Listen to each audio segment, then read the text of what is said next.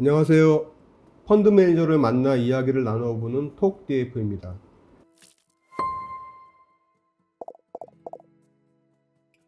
지난 편에 TDF 운영에 참여하고 있는 펀드 매니저들과 이야기 나누는 시간을 가졌었고요.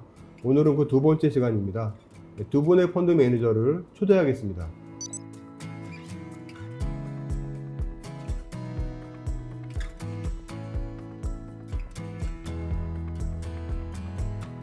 이 편에서도 저희가 같은 질문을 드렸었는데 아마 이 영상을 보시는 분들이 제일 궁금하신 부분 중에 하나가 퇴직연금을 운영하는 펀드 매니저는 본인의 퇴직연금은 어떻게 운영하고 있을까가 궁금하실 것 같은데요.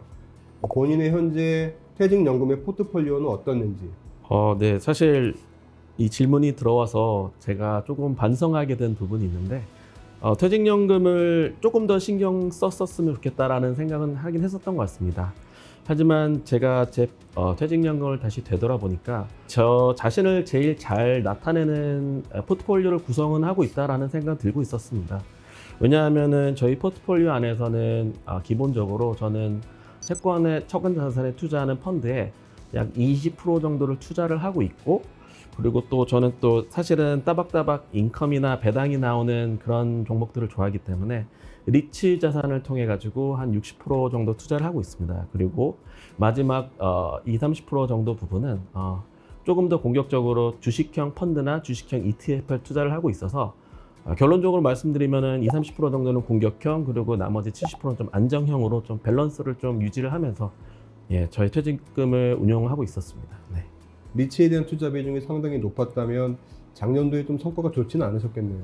맞습니다. 그렇기 때문에 제가 사실은 조금 반성하는 부분이 있다고 생각은 했는데, 잘 아시다시피 금리가 상승을 하다 보니 이 리츠라는 자산 또한 이제 가격이 같이 하락하는 모습을 나타냈는데, 다만 저는 반대로 지금 저희 퇴직연금 안에서 또 일정 부분 현금이 또 좀 다시 좀 있더라고요. 그래서 그 현금을 지금 현재로서는 또 리츠를 조금 더 사는 매수 타임으로 볼 수도 있다라는 생각을 하고 있고, 뭐 리츠를 통해서 저도 이제 하나의 건물주라는 느낌으로 살고 있습니다.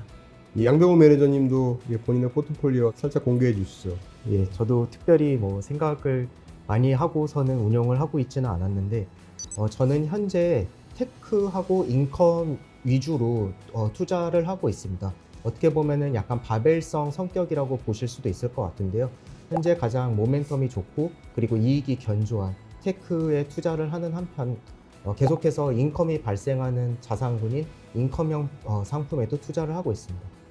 테크가 혹시나 좀 안 좋을 경우에 인컴형 상품들이 그 부족한 부분을 메꿔줄 수 있을 것 같아가지고, 어떻게 보면은 좀 다각화되고 분산되어 있는 포트폴리오를 추구한다고 보시면 될 것 같습니다. 예, 두 분 답변 잘 들었습니다. 아무래도 두 분 다 금융의 일을 하시고 직업 자체가 투자라는 부분을 하시다 보니까 본인들이 직접 분석을 하고 직접 의사결정을 하는 형태의 진행들이 많이 있는 것 같고요. 보다 적극적인 운영을 하고 계시는 것 같습니다. 제가 그 두 번째로 두 분께 드리고 싶은 질문이 있는데요. 아마도 그 두 분이 근무하시는 본부에서 가장 나이가 어린 분이 몇 년도에 태어나셨는지 모르겠습니다. 혹시 정확한 연도는 기억나지 않는다 하더라도 저희 대체솔루션 운영본부나 글로벌 인컴 운영본부 내에서 가장 나이가 어린 동료분 혹시 몇 년도에 태어나셨는지 기억하시나요? 정확히 연도는 모르지만 저보다 10살 이상 차이 나는 것은 확실할 것 같고요. 네. 그래서 저와는 조금 다른 생각을 가지고 있는 것을 많이 느끼고 있습니다.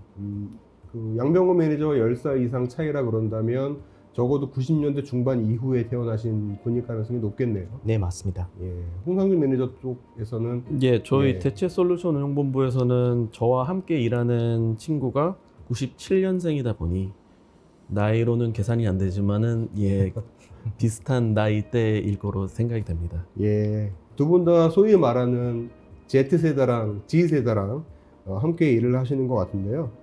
이 G세대들은 제가 20대이던 그때를 돌아보면 그때보다 훨씬 더 투자에 관심이 많은 것 같습니다. 근데 두 분이 담당하시는 영역이 양병호 매니저께서는 앞서 말씀하셨지만 인컴 전략 투자이고 홍상준 매니저께서는 헤지펀드 투자 부분인데요. Z세대가 그러면 과연 이런 인컴 자산이나 해치 펀드를 투자의 핵심 자산으로 보는 게 맞는 걸까요? 그렇지 않은 걸까에 대한 질문을 한번 드리고 싶습니다. 아무래도 젊었을 때는 당장 실직의 위험이라든가 아니면 어디 가서 일을 할 수 있고 근로소득이 계속해서 들어올 가능성이 높기 때문에 공격적인 투자를 하는 게 기본적으로 맞다고는 보고 있습니다. 그런데 이제 그렇다고 해서 인컴 자산을 버려야 되냐? 그랬을 때는 그거는 아닌 것 같고요. 인컴 자산을 적게나마 어느 정도 자기가 편한 비중에 맞춰가지고 편입하고 있는 것이 좋을 것 같습니다. 요 위험 자산이라는 자산군이 대부분의 경우 이제 경기가 안 좋거나 경기 침체가 왔을 때 한꺼번에 크게 무너지는 경우가 발생할 수 있는데요. 그럴 때 인컴형 자산군들이 어떻게 보면은 받쳐주면서 포트폴리오의 전체적인 안정성과 수익을 어느 정도 이끌어주는 그런 효과가 있기 때문입니다. 그래서 뭐 버리는 거는 조금 무리가 있는 것 같고 비중을 낮춰서라도 어느 정도 편입하는 것이 좋다고 저는 개인적으로 생각하고 있습니다. 홍상준 매니저께서는 어떻게 네, 생각하시나요? 저도 양병호 매니저님과 생각이 비슷한데 제가 사실 이 질문을 받기 전에 Z세대가 1996년도부터 2010년도 생을 좀 일컫는 말이라고 들은 것 같습니다. 그렇다면은 제 생각에는 뭐 사회 새내기라든가 아니면 이제 어느 정도 한 5, 6년 된 친구들일 수도 있다라는 생각이 들고 있는데 그런 측면에서 저희 인컴이라든지 아니면 헤지펀드가 그래도 투자처가 돼야 된다고 생각하는 이유는 아무래도 그 나이 때는 또 이제 시드머니를 마련하는 나이라고 생각을 하고 있기 때문에 헤지펀드를 생각하시면은 일반적으로는 좀 공격적인 스타일이라고 생각을 하실 수도 있지만 사실은 헤지펀드가 조금 더 안정적이고 절대 수익을 추구하는 측면이 더 강하기 때문에 자산을 일정 부분 축적하는 데 있어서는 물론 이제 공격적인 투자도 필요는 하지만 인컴형이나 헤지펀드와 같은 자산을 통해서 일정 부분의 시드머니를 마련한 이후에 그 다음에 조금 더 공격적인 것을 자산을 투자하는 것도 하나의 방법이라고 생각하고 있습니다. 왜냐하면 아무래도 수익률보다는 어느 정도의 자산을 통해서 수익을 내느냐가 중요하기 때문에 그래서 인컴이랑 헤지펀드 모두가 Z세대에게도 좀 중요한 자산이 될 거라고 생각하고 있습니다. 네, 제가 이해한 부분이 맞다면 두 분의 말씀은 결국에는 Z세대는 20대인데 그들이 은퇴할 때까지는 굉장히 많은 시간이 남아있고 그렇다면 지금 그들에게 보다 중요한 부분은 축적, 자산을 늘릴 수 있는 방법에 대한 고민이 필요할 텐데 그러려면 아무래도 당연히 뭐 공격적이라는 표현이 맞는지 모르겠습니다만 보다 리스크를 수반하더라도 높은 수익을 낼 수 있는 펀드나 투자처를 찾는 게 맞지만 하지만 인컴 자산이나 헤지펀드 관련된 자산들도 뭐 수익률만큼은 그보다 적을 수는 있겠습니다만 전체적인 안정적인 밸런스를 가져가기 위해서 큰 실수를 줄이기 위해서 꼭 포함시켜야 되는 자산이다 라고 생각하신다는 거죠? 맞습니다. 예, 연달아 이어질 수 있는 질문일 것 같은데요. 2007년도에 아이폰이 처음에 세상에 나왔던 것 같습니다.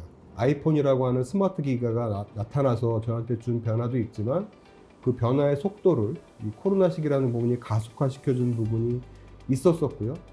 그 투자 세계에서 나타났던 가장 큰 변화를 나타나는 용어 중에 기억나는 부분들이 게이미피케이션, 사람들이 투자를 게임처럼 한다. 혹은 밈스톡 같은 2020년도죠. 게임스톡 관련된 주식이 헤지펀드들과 공매도 이슈와 겹쳐서 어마어마하게 올랐던 시절이 있었었는데요. 이런 두 단어가 아마 새로운 투자 세계의 변화를 나타내주는 것 같습니다. 이런 소위 디지털라이제이션이 제 생각에는 1차적으로는 단순히 거래하는 방법, 모바일 폰을 보거나 편하게 사람들이 거래를 하는 거래 방법의 변화를 준 건 사실이지만 그 방법의 변화를 넘어서서 실제 자산 시장에서 가격을 결정하는 메커니즘에도 어떻게 보면 본질적인 영향을 주지 않았을까 싶은데요. 제가 이 질문을 드리는 이유는 뭐냐면 기본적으로 투자라는 부분은 가격을 다루는 부분인데 이 가격이 결정되는 방법이나 메커니즘의 변화가 있다면 투자를 의사결정하는 사람들도 좀 변화가 필요하지 않을까라는 생각이 들어서 조금 복잡한 질문이긴 합니다만 한번 드려보겠습니다. 저도 계속해서 관련해가지고 많이 찾아보는 부분 중에 하나인데 말씀 주신 대로 로빈후드라는 그런 앱이라든가 굉장히 쉽게 모바일에서 그 투자자가 이용할 수 있고 거기다가 굉장히 손쉽게 레버리지를 사용할 수 있는 그런 상품들이 출시가 되면서 미국 리테일 투자자들의 투자 방식도 많이 달라진 것 같습니다. 저는 가끔 가다가 이제 미국 소셜 미디어 상에 개인 투자자들이 어떻게 투자를 하고 있는지, 그리고 그걸 받쳐주는 플로우 데이터라든가 이런 것들을 많이 살펴보고 있는데요. 말씀 주신 것처럼 미국 개인 투자자들이 그렇게 쉽게 접근하면서 옵션 매매를 한다든가 아니면 암호화폐 시장으로 가가지고 암호화폐를 매매한다든가 굉장히 빠르게 부를 축적하려는 그 욕망이 있는 것 같습니다. 그런 것들이 과하게 좀 시장에 나타날 경우에는 확실히 가격에 미치는 영향도 있는 것 같고요. 그렇기 때문에 관련해가지고 옵션 플로우 데이터라든가 거래 데이터를 보면서 현재 가격이 과연 정당한 가격인지 아니면은 이런 리테일 투자자들의 흐름에 의해서 만들어진 가격인지 판단하는 것이 중요하다고 생각을 하고 있고, 그런 것들을 운용할 때도 참고하려고 노력하는 편입니다. 예, 홍상준 매니저께서도 의견을 좀 공유해 주시죠. 네, 뭐 게미피케이션 아니면 뭐 게임 스타트 등을 통해 가지고 사실 뭐 펀더멘탈 분석 많이 통하는 세상에서도 이제 변화가 일어나고 있는 모습은 분명한 것 같습니다. 그렇기 때문에 저는 개인적으로는 펀드 매니저라든지 전문가들이 사실은 이런 부분들에 있어서 뭐 특정 업종 쏠림 현상이 나타났다든가 아니면은 조금 시장에서 조금 이해할 수 없는 것들이 나타날 때 이런 것들을 좀 같이 이해를 하면서 매니저들이 좀 많이 변해야 된다고 생각을 하고 있습니다. 제가 이 질문을 드렸던 부분은 대다수의 많은 부분들은 스마트폰이나 쉽게 접근할 수 있는 정보들을 통해서 직접 투자 행위들이 많이 이루어지다 보니까 우리가 상식적으로 생각할 수 있는 것 대비 훨씬 큰 변동성을 만들어내는 것 아닌가라는 생각이 듭니다. 근데 이런 변동성은 투자하는 사람들에게는 투자의 기회일 수도 있지만 저희가 학교로 돌아가 생각해 본다면 변동성은 위험이라는 이름으로 저희한테 다가오게 되는데요.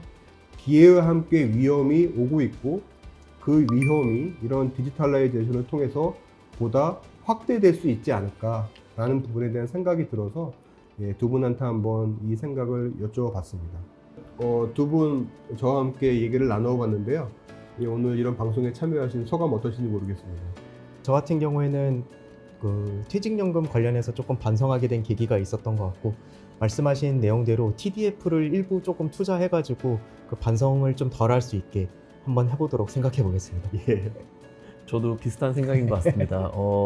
TDF라는 좋은 상품이 있어서 이런 좋은 상품을 저희 퇴직연금에서도 살려보고 저도 또한 저희 포트폴리오를 좀 리밸런싱하러 가봐야 될 것 같습니다. 전편에 이어서 오늘 그 인컴 전략과 헤지펀드 투자 운용을 통해서 두 매니저분과 재밌는 얘기를 나눠봤는데요. 마지막으로 이 말씀을 좀 드리고 싶습니다.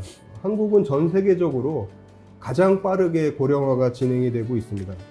문제가 되는 부분은 이러한 장수가 축복이 아니라 가난하게 사는 리스크가 될 수 있다는 부분입니다. 그렇기 때문에 퇴직연금의 운용이 너무나도 중요해지고 있는 상황인데요. 앞서 드린 질문에서 제가 말씀드렸던 디지털라이제이션 혹은 이런 정보에 대한 접근화가 개인들의 투자를 매우 쉽고 편하게 만들어주지만 반대로 생각을 해보면 가격의 변동성을 매우 필요 이상으로 확대시키게 되고, 이는 결국은 투자하는 사람들로 하여금 실수를 하게 만드는 것 같습니다. 각자 정보를 갖고 옳은 판단을 할 수 있지만 최근의 상황이 저희가 실수를 많이 하게 하는 상황으로 가고 있다라고 생각이 되고 있고요. 그렇기 때문에 퇴직연금 운영에 관심을 가지시는 분들에게 가장 중요한 부분은 어떻게 하면 우리가 이런 실수를 줄일 수 있을까에 대한 부분에 포커스를 두고 수익을 만들어가는 그 과정 자체가 안전하게 이루어져야 되겠다라는 생각을 많이 하게 됩니다. 그리고 그런 부분에 있어서 아마도 가장 중요한 앵커가 될 수 있는 부분은 TDF라는 상품이라고 생각이 됩니다. 예, 오늘 두 분 매니저하고 즐거운 여러 가지 대화를 나눴습니다. 예, 여러분에게 큰 도움이 되셨기를 바랍니다. 예, 구독자분들 시청해 주셔서 감사합니다.